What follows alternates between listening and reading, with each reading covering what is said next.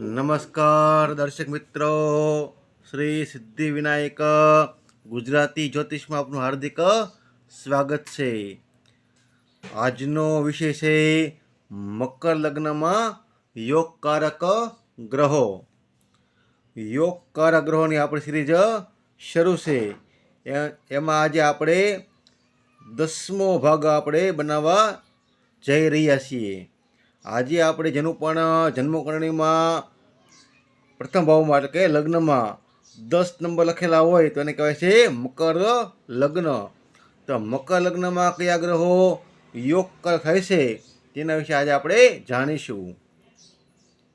તો જેનું પણ જન્મકુંડળીમાં મકર લગ્ન હોય એટલે કે લગ્નમાં મકર રાશિ હોય તો એનો અધિપતિ બને છે શનિદેવ. અને શનિદેવની બીજી રાશિ આવે છે બીજા ભાવમાં કુંભ રાશિ. તો શનિદેવ અહીંયા લગ્ન ભાવના અધિપતિ બને છે અને ધન ભાવના અધિપતિ પણ શનિદેવ બને છે. શનિ અહીંયા લગ્નેશ પણ છે અને ધનેશ પણ છે. જુઓ મિત્રો, જ્યોતિષ ખૂબ જ રહસ્યવાળું છે, કારણ કે જે ગ્રહ લગ્નેશ થાય છે એ ગ્રહ પાછો માર્કેશ પણ બને છે, કારણ કે બીજો ભાવ છે એ મારક ભાવ છે. તો મારક ભાવના અધિપતિને માર્કેશ કહેવામાં આવે છે અને શનિદેવની મૂળ ત્રિકોણ રાશિ બીજા ભાવમાં આવે છે. પરંતુ જે ગ્રહ લગ્નેશ થતા હોય ને એ હંમેશા યોગકારક પણ થાય છે. માટે આપણે એમાં માની શકીએ કે જેનું પણ મકર લગ્ન હશે એના માટે શનિદેવ છે એ એક યોગકારક ગ્રહ થાય છે. માર્કેશ બને છે એમાં બિલકુલ ના નથી, પરંતુ બીજો ભાવને સમભાવ પણ કહેવામાં આવે છે. એટલે કે શનિદેવની સ્થિતિના આધારે એનું માર્કેશ બનશે કે લગ્ન ભાવનું વધારે ફળ આપશે એ જન્મકુંડળીમાં શનિની સ્થિતિના આધારે ખબર પડે છે. પણ જેનું પણ મકર લગ્ન હોય એના માટે શનિદેવ યોગકારક પણ બને છે. મકર લગ્નમાં ત્રીજા ભાવમાં મીન રાશિ આવે છે. એના અધિપતિ બને છે ગુરુદેવ. અને ગુરુદેવની એક રાશિ આવે છે 12મા ભાવમાં ધન રાશિ. એના અધિપતિ બને છે ગુરુદેવ. તો ગુરુદેવ છે અહીંયા ત્રિષડા ભાવના અધિપતિ બને છે અને ત્રિક ભાવના અધિપતિ પણ બને છે. માટે જેનું પણ મકર લગ્ન હોય એના માટે ગુરુદેવ છે એ યોગકારક થતા નથી. મકર લગ્નમાં ચોથા ભાવમાં મેષ રાશિ આવે છે. એના અધિપતિ બને છે મંગળદેવ. અને મંગળદેવની એક રાશિ આવે છે 11મા ભાવમાં વૃશ્ચિક રાશિ. એના અધિપતિ બને છે મંગળદેવ. તો મંગળદેવ અહીંયા કેન્દ્ર ભાવના અધિપતિ બને છે અને ત્રિષડા ભાવના અધિપતિ પણ બને છે.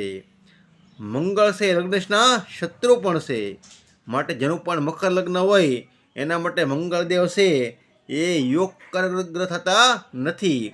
કેન્દ્ર ભાવના અધિપતિ બને છે પણ સાથે સાથે ત્રિષડા ભાવના અધિપતિ પણ બને છે. જે ગ્રહો ત્રિષડા ભાવના અધિપતિ બનતા હોય એ હંમેશા પાપી માનવામાં આવે છે. મકર લગ્નની અંદર પંચમ ભાવમાં વૃષભ રાશિ આવે છે. એના અધિપતિ બને છે શુક્રદેવ.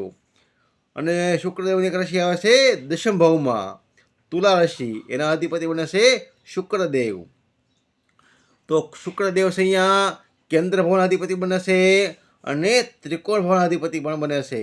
જે ગ્રહ કેન્દ્ર અને ત્રિકોણ ભાવના અધિપતિ એક સાથે બનતા હોય એ ગ્રહ હંમેશા રાજયોગકારક થાય છે. માટે જેનું પણ મકર લગ્ન હોય ને એના માટે શુક્રદેવ છે એ યોગકારક કરતાં પણ રાજયોગકારક થાય છે, કારણ કે શુક્રદેવ અહીંયા કેન્દ્ર ભાવના અને ત્રિકોણ ભાવના અધિપતિ બને છે. માટે શુક્રદેવ છે અહીંયા રાજયોગકારક ગ્રહ થાય છે. મકર લગ્નમાં છઠ્ઠા ભાવમાં મિથુન રાશિ આવે છે. એના અધિપતિ બને છે બુધદેવ. અને બુધની એક રાશિ આવે છે 9મ ભાવમાં કન્યા રાશિ. એના અધિપતિ બને છે બુધદેવ. તો મકર લગ્નમાં બુધદેવ છે એ ત્રિષડા ભાવના અધિપતિ બને છે અને ત્રિકોણ ભાવના અધિપતિ પણ બને છે. પરંતુ બુધદેવની મૂળ ત્રિકોણ રાશિ છે એ ત્રિકોણ ભાવમાં આવે છે. કન્યા રાશિ છે બુધદેવની મૂળ ત્રિકોણ રાશિ છે અને એ ત્રિકોણમાં આવતી હોવાથી લગ્નેશના મિત્ર પણ હોવાથી બુધ છે લગ્નેશના શનિના મિત્ર પણ છે. માટે બુધદેવ છે અહીંયા યોગ યોગકાર ગ્રહ બને છે. મકર લગ્નમાં 7મા ભાવમાં કર્ક રાશિ આવે છે. એના અધિપતિ બને છે ચંદ્રદેવ. તો ચંદ્રદેવ છે એ માર્કેશ બને છે અને 7મો ભાવ છે એ કેન્દ્ર ભાવ છે. ચંદ્રદેવ છે એક શુભ ગ્રહ છે. જે ગ્રહ કેન્દ્ર ભાવના અધિપતિ બનતા હોય એને કેન્દ્રાધિપતિ દોષ પણ લાગે છે. માટે ચંદ્રદેવ છે અહીંયા માર્કેશ પણ બને છે અને લગ્નેશના શત્રુ પણ છે. માટે ચંદ્રદેવ છે અહીંયા યોગકાર ગ્રહ થતા નથી. મકર લગ્નમાં 8મા ભાવમાં સિંહ રાશિ આવે છે. એના અધિપતિ બને છે સૂર્યદેવ. તો 8મો ભાવ છે એ ત્રિક ભાવ છે. માટે સૂર્યદેવ અહીંયા ત્રિકેશ બને છે અને લગ્નેશના પણ પરમ શત્રુ છે. માટે સૂર્યદેવ અહીંયા બિલકુલ યોગકાર ગ્રહ થતા નથી. જુઓ મિત્રો, આમાં રાહુ અને કેતુની ગણના આપવામાં આવેલ નથી, પરંતુ મકર લગ્નમાં સમજી લો કે રાહુ બીજા ભાવમાં હોય, પંચમ ભાવમાં હોય, છઠ્ઠા ભાવમાં હોય, નવમ ભાવમાં હોય કે દશમ ભાવમાં હોય તો મકર લગ્નવાળા માટે રાહુ છે એ એક યોગકાર ગ્રહ બની જાય છે. સમજી લો કેતુ જન્મકુંડળીમાં ત્રીજા ભાવમાં હોય, 8મા ભાવમાં હોય, 11મા ભાવમાં હોય કે 12મા ભાવમાં હોય તો કેતુદેવ છે એ મકર લગ્નમાં યોગકાર ગ્રહ બને છે. હવે મિત્રો, જેનું પણ મકર લગ્ન હોય એના માટે કયું યંત્ર પૂજન કરવું જોઈએ, કયું રત્ન ધારણ કરવું જોઈએ તેના વિશે આપણે જાણીએ. તો જેનું પણ મકર લગ્ન હોય ને એને સૂર્યનું માણેક પહેરવું જોઈએ નહીં, પરંતુ સૂર્ય ભગવાનનું યંત્ર પૂજન કરી શકાય છે. સૂર્યદેવ અહીંયા ત્રિકેશ બને છે. ચંદ્રનું પણ રત્ન પહેરાતું નથી. ચંદ્રનું યંત્ર પૂજન કરી શકાય છે. મંગળનું પણ યંત્ર પૂજન કરવું જોઈએ, કારણ કે મંગળદેવ છે એ પણ લગ્નેશના શત્રુ બને છે. જો મંગળની સ્થિતિ સારી હોય કુંડળીમાં તો મંગળ રત્ન ધારણ કરી શકાય છે. સમજી લો કે મકર લગ્ન છે અને મંગળદેવ અહીંયા ચોથા ભાવમાં બેઠા છે તો એનું રત્ન પહેરી શકાય છે. બીજા કોઈ ભાવમાં અહીંયા મંગળદેવ હોય તો એનું યંત્ર પૂજન શ્રેષ્ઠ ગણાય છે. બુધદેવનું યંત્ર પૂજન કરી શકાય છે, તેનું એનું રત્ન પણ ધારણ કરી શકાય છે, પરંતુ એ માટે બુધની સ્થિતિ કુંડળીમાં જોવી જોઈએ, કારણ કે બુધદેવ છે એ ત્રિકોણ ભાવના અધિપતિ બને છે એમાં બિલકુલ ના નથી, પરંતુ એ સાથે સાથે ત્રિક ભાવ અને ત્રિશળા ભાવના અધિપતિ પણ બુધદેવ બને છે. જો કુંડળીમાં બુધની સ્થિતિ સારી હોય તો બુધનું રત્ન પહેરી શકાય છે, નહીં તો એનું યંત્ર પૂજન શ્રેષ્ઠ ગણાય છે. ગુરુનું બિલકુલ રત્ન ધારણ કરાતું નથી, કારણ કે ગુરુદેવ છે અહીંયા ત્રિશળા ભાવનાધિપતિ બને છે અને ત્રિક ભાવનાધિપતિ પણ બને છે.